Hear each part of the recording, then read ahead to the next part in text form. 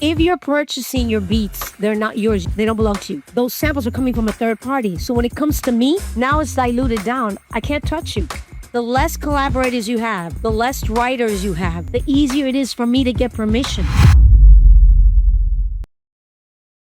Why don't you tell everybody your name?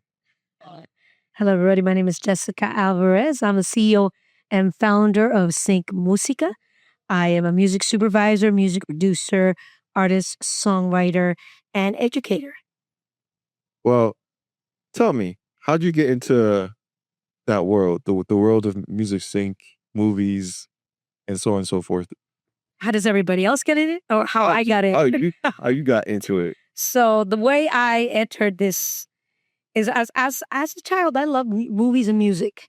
You know, combining in the synergy of how music worked with visuals. But actually, this happened during the pandemic. I have been in the music industry for over 25 years as a songwriter, as a producer, and as an artist, and as an event coordinator. I was representing artists for several years and booking artists. And then what happened during the pandemic, a lot of artists couldn't work. There was nowhere to perform, nowhere to go, and they realized that they had lost all their revenue. They weren't making any money. They couldn't do gigs. They couldn't play out. And so what I decided was to go back to school. And I went back to Berkeley.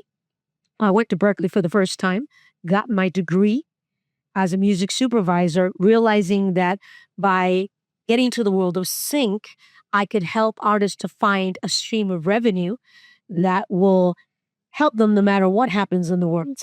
And you have to, Hey, sister. amen. No matter what happens, you'd be able to have a stream of income that doesn't rely on whether you can still perform. It only relies on whether you keep making music. And all creators keep making music no matter what. So I decided to become a music supervisor, get my credentials, and start helping all those artists. At the time that the pandemic happened, we had about 3,000 artists we represented that were out of work. Wow, 3,000. Yeah. A lot of people. Couldn't put food on the table, couldn't pay their bills. And so I said, let's figure out what we could do, because the big thing here is, if anybody knows the difference between streaming and sync, if you have 1,000 downloads, you get $1 if you're lucky. If you have one song, 30 seconds in a series or in a movie, you can get up to 5,000 values. So it's a big difference there. And then you can also get residuals, money on the back end, yada, yada. This all depends on whether you properly know how to organize your music and the business aspects of it. So yeah, I mean, as a music supervisor, we both know the ins and outs of the business, but also, how does somebody, like an artist who wants to break into the scene, how do they break into sync? What's the first step that they need to do? The first step that they need to do is make sure that they have their music mixed and mastered. Don't send demos and music supervisor. You know, we don't like that. Right, of course. But not only that we don't, it's not about not liking it. It's that you're not going to be accepted. You don't have a chance if your music is a demo. So your music has to be mixed and mastered. I myself, as a music supervisor, do not accept samples or AI. Of course. And it creates complications. It creates a lot of complications. So those are the four, my pet peeves are those. No AI, no samples, make sure it's mixed and mastered. Then also that when you are recording your music, you make sure it's properly registered. Now, it doesn't affect me if it's not properly registered, but I want to protect you. One of my mission statements is to make sure that the artists properly register the music so you protect your intellectual property. Your songs are as valuable as owning a home. So when you buy a house, you have a deed to the house, right? That proves that house belongs to you. When you buy a car, what do you get? Once you pay off the car, what do you get? You get a title to your car. So you have proof that you own this piece of property. Now, if you have a song, you also have to have a document that says that song belongs to me. And the only way you have that proof is by registering your music in the copyrights department. Okay. I know that in the past 15, 20 years, a lot of producers say, oh no, well, I got a stamp on my computer that says when I did the song, the date and time. Yes, that stamp is fine. It proves that in your DOS, you recorded that song. But what proves that you created it is going to the copyright department. And the reason is because the copyrights department gives you, once you copyright, All right, the documentation. it gives you one documentation, but also protects you from copyright infringement. And as a copyright holder, you have 6 rights. And everybody should know those rights. Okay. So what are those six rights? Okay. So the 6 rights are you have the right to sync your music, you have the right to distribute your music, you have the right to publish your music, you have the right to, let me see if I remember all 6 of them. And someone out there can help me out because I know I have some producers and friends out there. You also have the right to the lyric sheets. A lot of people don't know about their printed lyrics. Okay. The right, and you have the right to license, you have the right to distribute, have the right. So you have several rights. And if you don't have it copyright, somebody can go ahead and say, okay, you know what? I heard that song by Joe over there, sitting over there, and I decided I was going to record it. And they go and record it, and then they register it in the copyright department. And they go, but wait, that's my song. And you know what? The girl that took your song, Joe, you know what she's going to say? You got proof? You got a title, you got a deed, you got something on paper that said that's your song. And then unless you have registered in the copyright department, you can't sue them. Right. That's it. But they committed copyright infringement. But unless you can prove it, you're out of luck. So you make some really, really interesting points, right? You have multiple layers that you can, rights under the copyright law, Copyright Act, but also those are ways you can actually monetize and manipulate or, make money off of your rights. I haven't even gotten to the making money part. Right, exactly. I haven't even touched on how to monetize your music at all. But before we go into the money part, the administration part is so important. Yes. I mean, you could be signed to a publisher that handles all these rights or, be represented. But if you're an independent artist and you don't have all those resources, what is your advice into managing all of those things? Because they're important. Because once the song leaves your domain, you don't know where it's going to go. You don't know how it's going to perform. It could be a hit somewhere else and you never know about it. That has happened. So how do you manage and, deploy resources to making sure your administration is correct? Knowledge is power. Today, you can find out just about anything by doing your research. Where it gets tricky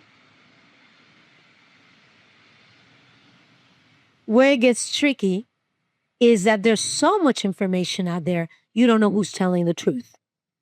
Okay? So it's not what knowledge you get, but where you get the knowledge from. So basically, you need to make sure when he's talking about the administration part of your music is make sure that your music, especially for the sync world, for us as music supervisors, that your metadata is correct. Now, metadata are descriptives that describe your music. And if your music is properly described, then it's easier for music supervisors to be able to place it. But by creating your music, it's really, really important that you have it organized. I guess metadata, besides metadata, is organized. Do you have an Excel sheet where you know who wrote the song, who the publisher is for the song if it's you? Do you know how many co-writers you have in there, what their splits are, what their IPI numbers are? And I could go on with the lists on and on and on. These are all specific information that you need to have on your song. So if you don't know how to get that, and you're not sure who's going to rip you off or who's going to do the right thing for you on the internet, there's also Sync Musica. I started out this company as a sync company. My intention was not to educate, But along the lines, I had so many friends that came and said, "Hey, can you sing my song? Can you sing my album? Can you sing this?" I said, "Do you have this, this, this, and this?" And they were like, "Nah, I don't have that." I go, "But I distribute my music." Distributing your music is very different than putting your music in a film or synchronizing it. So they would say, "No, we don't have all those things in place." I said, "Okay, I need to start educating people." I started speaking at colleges, at SAE, doing workshops. If you go to my Instagram, you'll see workshops. The very first panel I put together was at an indie film conference, and I had the super women of sync from Sony, all the executive women from sync, from lawyers to publishing to licensing, that explain to you what the process is. Now, these are valuable resources, but do you think you can pick up the phone and call somebody at Sony and say, "Hey, can you help me?" Nah, it's not going to happen like that. But I am a very accessible resource. I believe that you are also as well, I am. because you do these events to empower artists and educate. Getting your music sync ready means you have to produce it properly. Okay. You also have to make sure that when you're getting ready to pitch your music to us as music supervisors, you have everything in place. Don't send your music through WhatsApp. Don't send your music on a text. Don't send 10 songs. I told you what you shouldn't do. But yes, definitely. But there's one caveat I think a lot of people don't know about. One resource in Disco. Disco, most people don't know about Disco. It's the number one platform for music supervisors and people in the sing world. So how do you utilize Disco, and how important is it for the musicians in terms of pitching? How important is it? So we're going to give you the insight here. There's disco, and just recently I'm part of the Hispanic Music Supervisors, which is based out of Mexico. I was at a conference there, and they also talked about bridge. There's two. There's disco and there's bridge. These are platforms where you can, if you sign up and you pay a fee, you can go in there and create your catalog, put your catalog there with the proper metadata. But you have to know first what it is before you go in there. You're going to do your research, watch the videos, etc. You can do it on your own, or you can approach a music supervisor that has a catalog. We currently have a catalog that I handpicked myself. It took me 3 years with 1,000 songs and 50 artists. I handpicked, listened to every single song. They're from all over the United States. Some are from outside the country, like in Chile and Spain.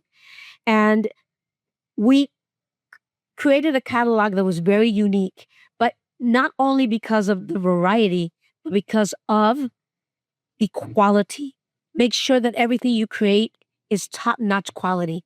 Okay. If you do rap and it's not as good as, let's say, I don't know, Jay-Z, you get it up there. Emulate your successful hip hop artist. Right. If you're doing reggaeton, if you're doing, I don't know, if you're doing make sure you compare your music to the level of what you're putting out there, broadcast quality. But so I have a question. So why is that so important? Why can't I just, make something in my home studio, have a okay production, mix and mastering, and get to broadcast it and music supervisor? Why is that so important? Because we're not going to listen to it. The minute we listen to first 8 bars and everything sounds like it was not properly mastered, mixed, you're not using the best sounds possible, the best plugins, etc., we're gonna go, wait a second, that doesn't sound up to par to that song I just got from, you know, a top-notch artist.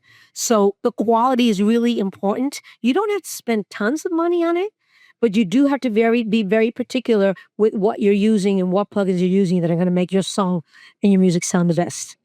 So I think also the production matters. How you approach the production. Production is really important. Back to what I said originally. No AI. Don't cheat. You're only hurting yourself.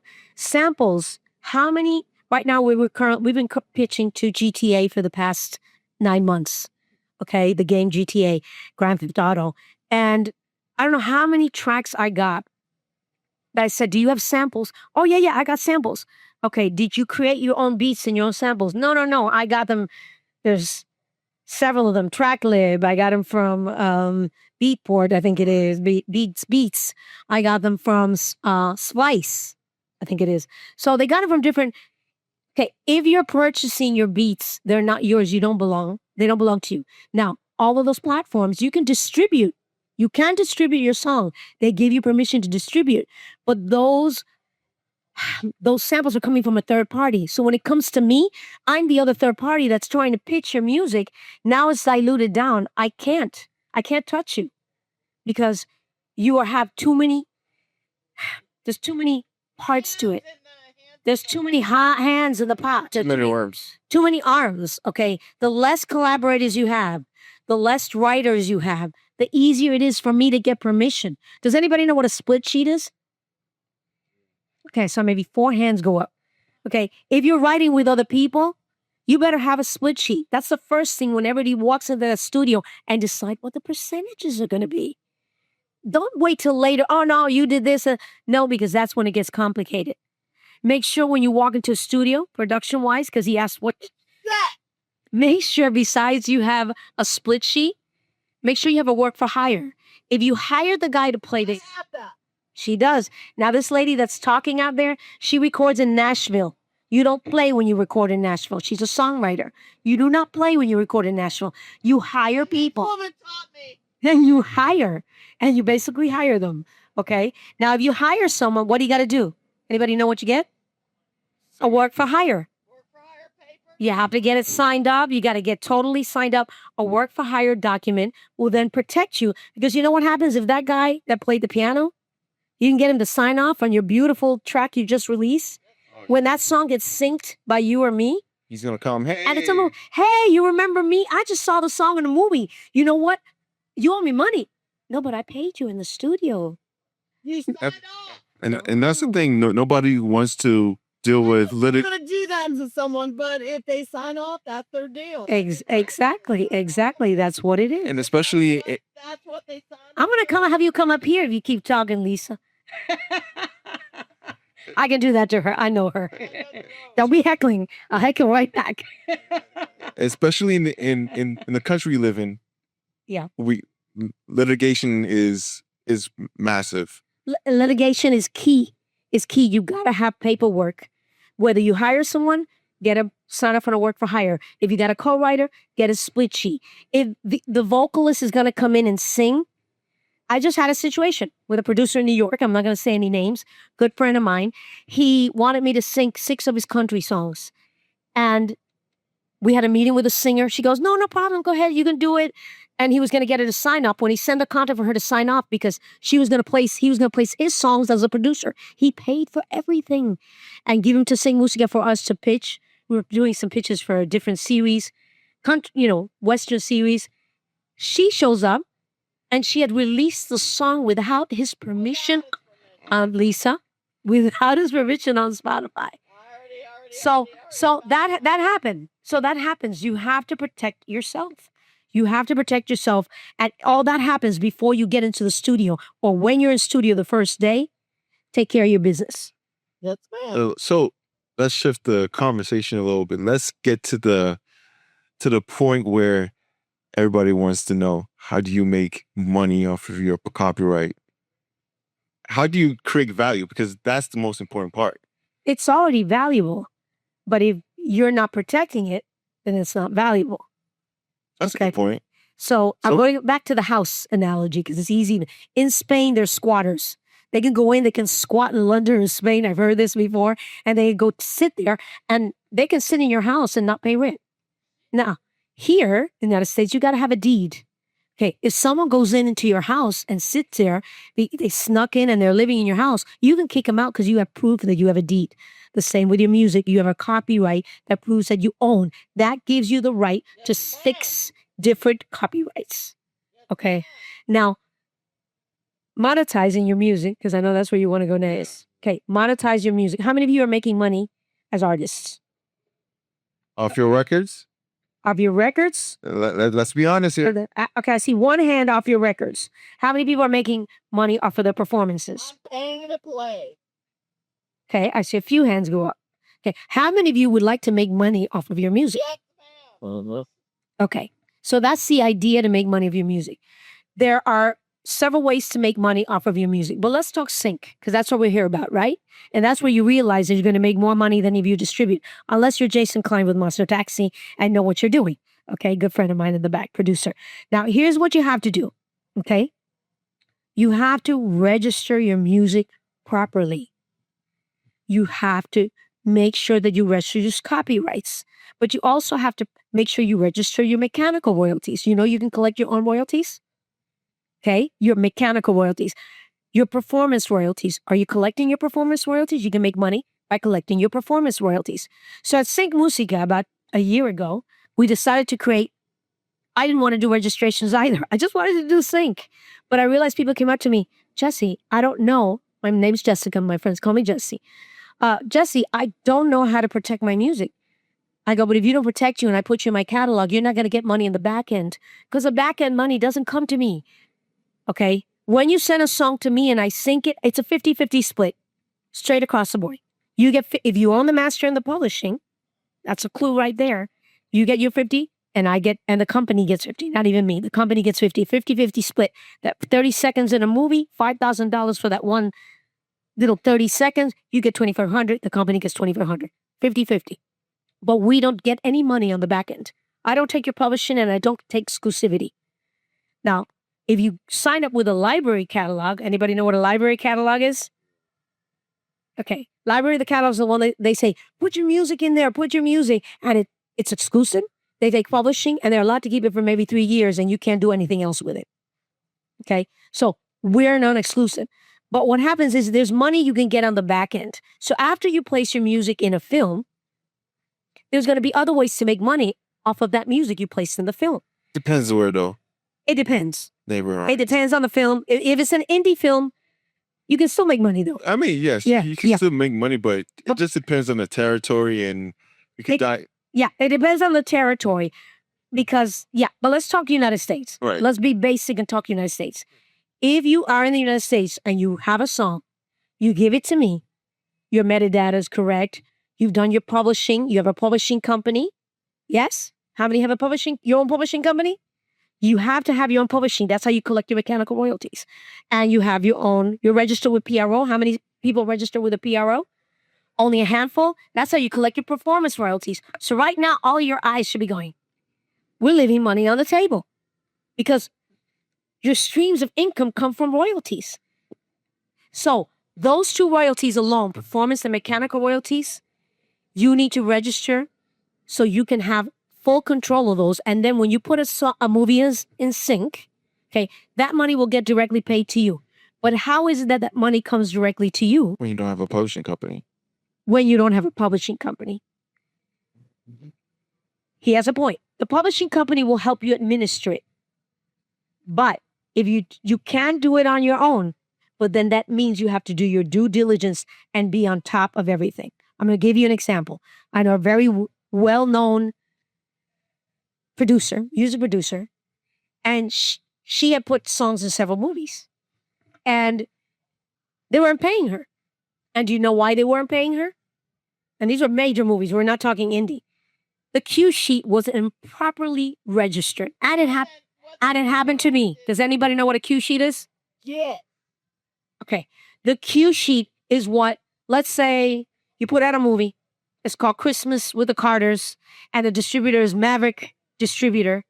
And they have filled out the cue sheet. The cue sheet says the name of the person who wrote the song, says the IP, the publisher. Your name's Ryan Smith. And they put Ryan Smito. Guess what? You're never getting paid. Right.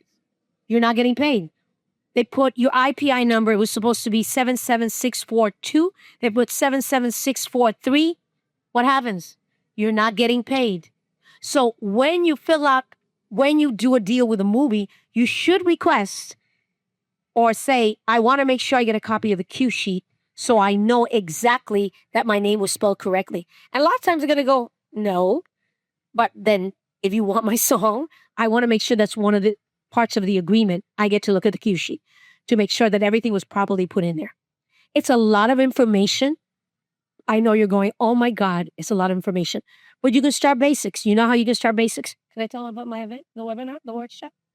May 18th? No? At the end. Okay, at the end. I can't tell you yet. But there's ways that you can be able to, again, find the resources that you need. Today you have ChatGPT. It's not always going to be correct, and it may send you in a wild goose chase. And then you're going to go, oh my God, I've been here for hours. I still don't have the right answer. You're better going to the horse's mouth. Okay. You have a resource here. You're a resource with me. I'm going to tell you something very important. There's a lot of smart people out there that have been in the industry for years, like we have.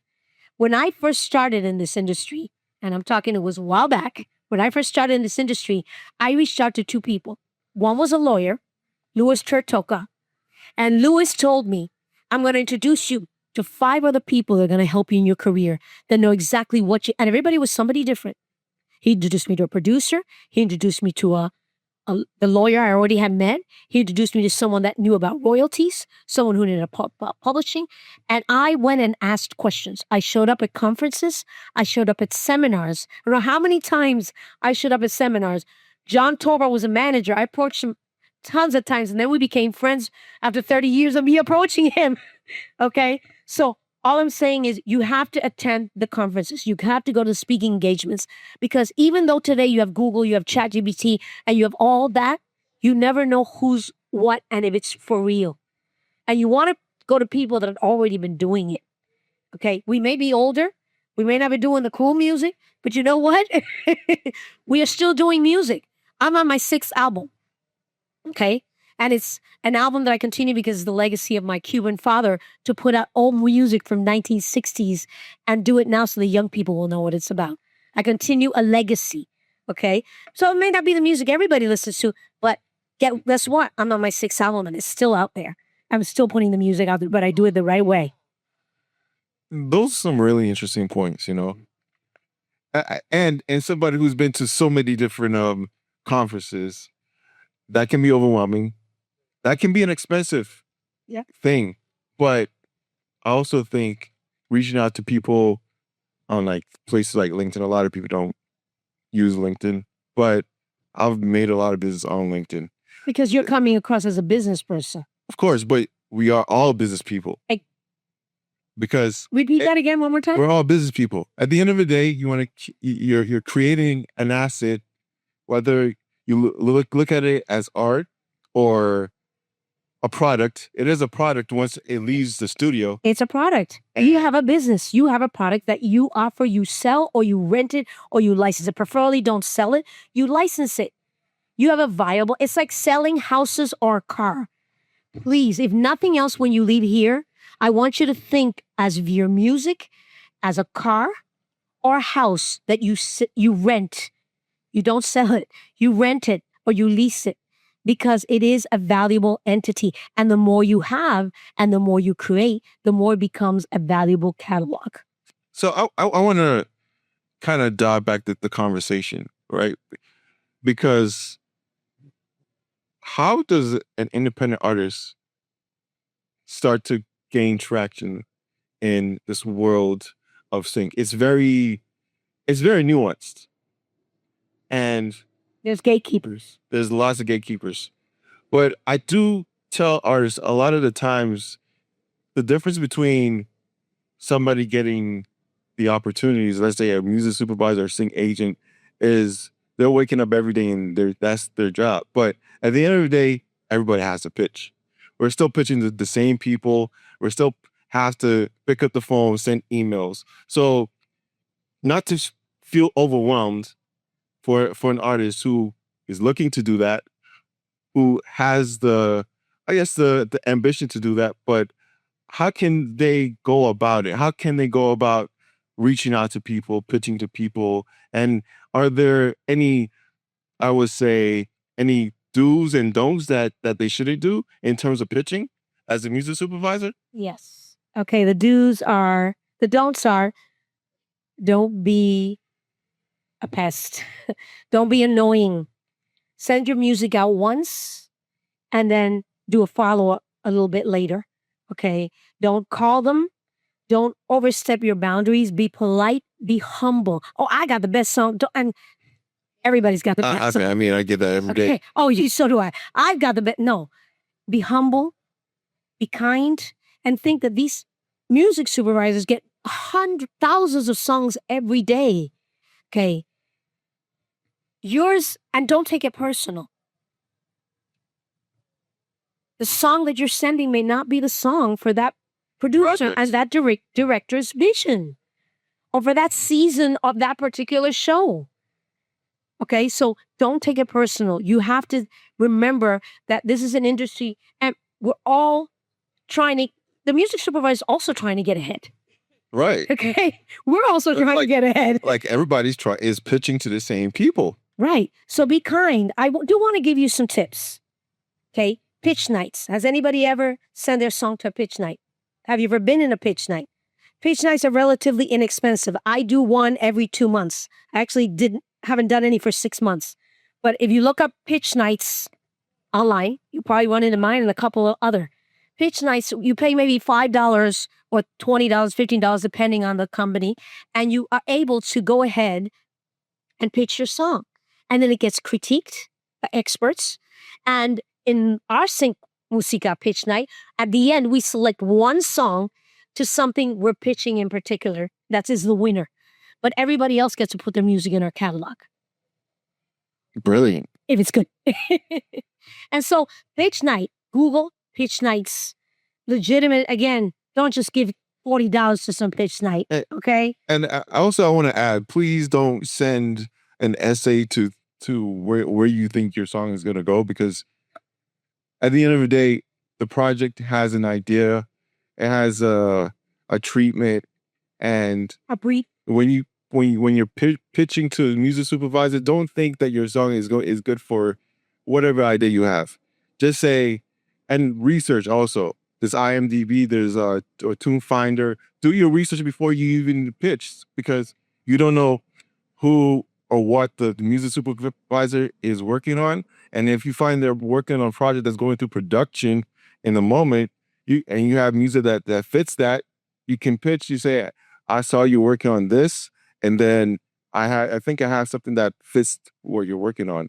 If not, you just move on to the next one. So I think those are important things to think about when you're pitching. I'm going to give you a formula. S to the square root of 3. Some will, some won't. So what next? Yes. So anything you would like to add to our conversation that we haven't covered, or important information that you think that anybody, an artist or anybody who's watching this would need to know and need to consider? I'll go back to the bullet points from the beginning. Please stay away from AI. Stay away from samples if you wanted to get into sync world. Make sure that you have your music mixed and mastered. Make sure you have your admin all properly organized. Make sure when you send something out to a supervisor, you find out how they accept music. For example, we only do it through our website. Okay. But if you get introduced, like if Jason, Maria, whoever it may be, says, hey, look, I want to introduce you to a friend of mine. He has some really good music. I will listen to it. But also, do not send me MP3s. Do not send me music to my emails. Just use Disco. Use Disco. Disco in the link. Yeah. Or send me a link on SoundCloud. I don't want to be responsible later for, I sent her that music and then I heard it in a movie. No, that's copyright infringement. It could hurt me. So I don't want it that way. Not most supervisors don't want it that way. You send a professional link, either a SoundCloud link, send maybe 4 songs. But the best thing you can do though is look. I'll say you're pitching for GTA. Say, I've got 3 hip hop songs that are going to fit in really cool with a Miami vibe. The metadatas are up-tempo, 98 beats per minute, and they've got a chill vibe. Something like that. Those are the descriptives. Then I go, wait a second, nobody send me those beats per minute and a chill. Hey, that might work. We haven't had anything like that yet. Be very specific. It's almost like scientific. Don't go with, oh, but my song's really good and I wrote about this, and it's a beautiful story. But not for the sync world. That's from when you're putting it out there. Be direct. Be direct. Be very direct and very specific. And brief. 3 sentences max. Always say hello. How are you? If you saw their work of a music supervisor, maybe in a Tyler Perry movie. Oh, I saw you work on a Tyler Perry movie. I really appreciated the kind of music you were putting in there. And I have 3 songs that are going to be perfect for the next scene where the couple gets married in Mexico. Hi, my name is Amani. Me personally, I just vocalize. I don't really do music specifically, but my question was, I do want to do productions in movies. So my question for you, because you were saying like the originating, like you say you only do it through websites. So that's only online. So you don't do if I were to, or someone were to write a song and send it to you, like, or even fax, but just lyrics, no sound. The sound will come like, but just, yeah, through lyrics. So if you were just doing lyrics, I would introduce you to a producer. I would say, hey, what kind of lyrics you do? And that's where you wouldn't come to me for sync yet. Yet. You're not ready yet. But you can send me an email and you would say, hey, I met you at this event and I'm a lyricist. Can I send you one lyric? And then I'll say, okay, well, I know 6 producers all over the United States. Let me see if I can get you introduction to one producer that might fit. So And that's a start. a send off Relationship. So You're building a relationship. you would read it. Would you criticize it? And No, I know. Okay, so sorry to interrupt. There's several companies out there you can submit music to. There's Taxi, they do critiques. They charge you $300 a year. There's Music X-Ray, which they'll charge you $25 to critique and they'll hold the song for a couple of months. There's Music License. There's a whole bunch of platforms out there that do that. If what you want is critique, they're good companies, okay? But that's not what my company does. And I don't think that's what your company does. We specialize in getting finished products and being able to deliver them. That's our job, delivering to movies and films. But because I've been in the industry for so long, I, just like everybody helped me, people like Jason, Louis Chertoka, John Tovar, these are people that help me. I believe in paying it forward. Every now and then, if I come across a really good lyric or really good vocal, I'll say, you know what? It's going to take me 1 second to maybe forward that to a friend. My friend doesn't get back to you, it's because it didn't work for him, but you never know. So do you do rhymes or like spoken word or just straight up lyrics? It's more very close to poems, but they're mellow. I deal with, like, when I do lyrics and music, I do calm, basic. Okay. I don't do the rock, crazy. It's calm, basic. It's almost very close to just poems. And It's a start. It's a start. A lot of lyricists have started that way. Thank you. Thank you for sharing. I appreciate it. No, of course. You guys music. That was more about discos. I was into this a year ago. You what? I was To disco? to that. A year ago, yeah. Disco is great if you can get in there. Because also, here's another thing. I don't know if for you it works. If you're already in disco, it makes it easier for me to have access to your music. Right. Because if you send me a disco link, okay, and you say, hey, go to my sad songs on disco. I'm going to send you a link, a playlist. You can create playlists of my sad songs on disco. It's already got the proper metadata. It's a management. It's a management platform for music. So just imagine, I don't know, like an Excel sheet, but more in tune and But it's going to take you time. You have to put all the information in there, know how to do it properly, because you have to make sure that everything's auto tagged. There's a lot of process. So don't just because we said disco, go in there and start putting your music in there. Watch the video on how to do it. Because if you do it wrong, then we're not going to take the song because it's missing the publisher. It's missing the master owner. We don't know how to contact you. All of those things. Anybody else have a question about royalties or monetizing or? Yes, is adjacent to what you're talking about. I'm curious regarding legal issues. Like, is there like if I don't have legal representation, let's say, but I want to protect the rights to the song, do I have is there a template for work for hire kind of stuff, or do you have to write it out, or what? Because Go ahead. because if you have somebody come in, record something for your track, how do you where's the paperwork? Where's the paperwork? Are you with BMI or ASCAP? I'm with ASCAP. You go to ASCAP.com, and they usually have a legal team that you have access to. Okay. I learned that. Signed up, so I don't know yet. Yeah. Okay. So you go on there, they have a legal team you have access to as a member, and you go in there and you say, look, I'm about to start recording and producing. Can you guys help me with the work for hire? Okay. Oh, nice. I didn't know they did that. Okay. And similarly, if I can have a follow up, like a. Okay. So what about covers? Like if you let's say you did a cover of somebody's song, and you don't, and they're in another country, and you don't know what publishing company they use, or maybe they didn't use a publishing company. How do you navigate that? Okay, so we do a lot of that. I mean, actually, I do jazz covers and I do Spanish boleros covers. Nice. You can go to my Spotify later, see me. You can scan my little keychain and you'll go right there. I'm going to. I love boleros. Oh, thank you so much. Basically, what you can do is, how can I explain this? Repeat your question one more time to make sure I answer it properly. So I recorded a cover. I want to release it, but the artist, their publishing situation is a bit shaky. Shaky. Yeah, I know them personally. Yeah, but they don't have their they don't have their stuff together. Yeah, right. Okay, gotcha. And they're in France. First of all, you need to make sure your stuff's together. Okay, you have your publisher, you have your PRO. Yeah. Next thing what you want to do is you want to investigate the internet. Okay. And there's several resources. Songview, BMI Songview is a great one. And that'll give you access to the publisher, their publisher, even if they don't know it, as long as they're giving you their legal name as a writer and the title of the song. Okay. So, but what if nothing comes up? Because I went through, Easy Song. That's okay. There are two other ways you can go. You can go to Easy Song. You can also go to Harry Fox Song Files. Harry Fox. I'm going to look. Song Files. Okay. Because I looked up Easy Song and they said that they couldn't find the information. Now, the last thing that is what we do. Do you do music clearance? Okay. No. So the last music clearance is something we do at Sync Musica. And actually, my first client wasn't a Sync client. It was a music clearance client, a famous, iconic Latin hip hop artist who was a trailblazer, Latino. And he gave me his whole album from 2002. He says, here, sync it. After I spoke at a hip hop conference.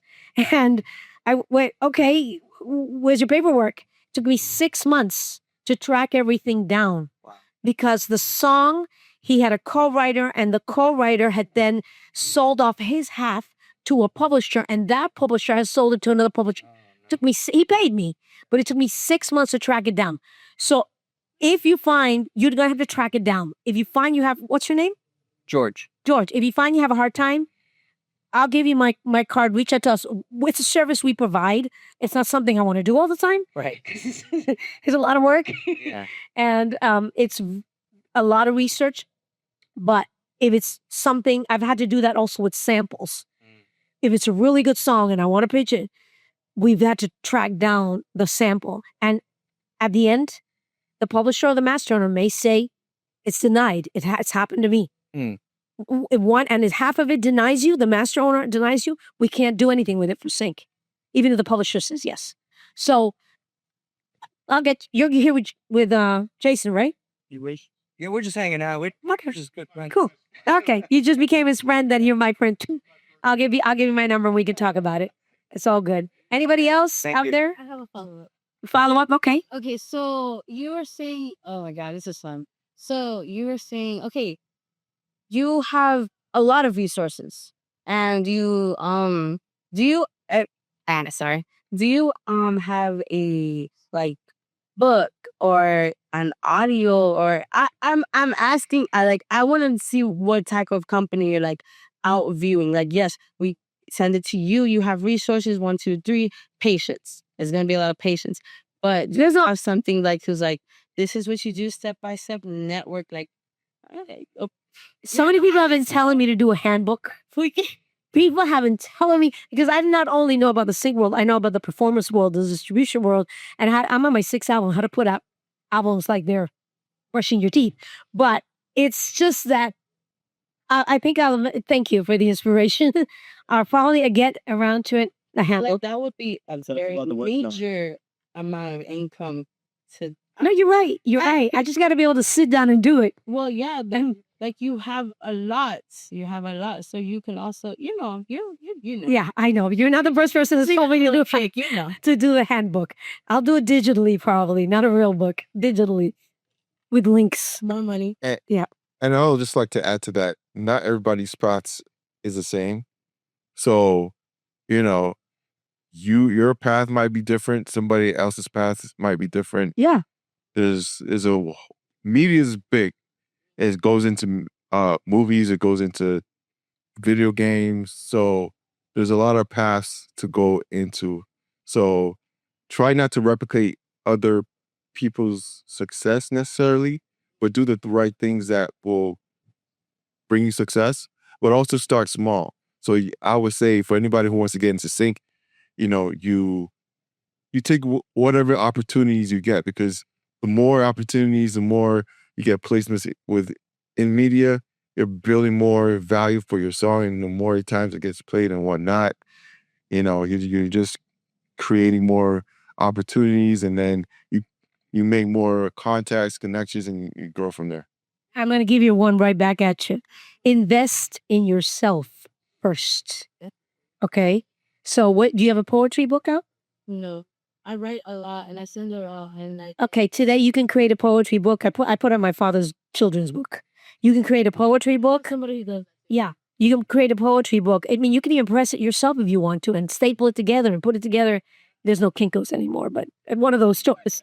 And you can put together your own poetry book. Now you have a viable tool. You have 3 producers out there in the audience, and you would have it with you. And you go, hey, here's my it's poetry book. It's for free. That's your path. He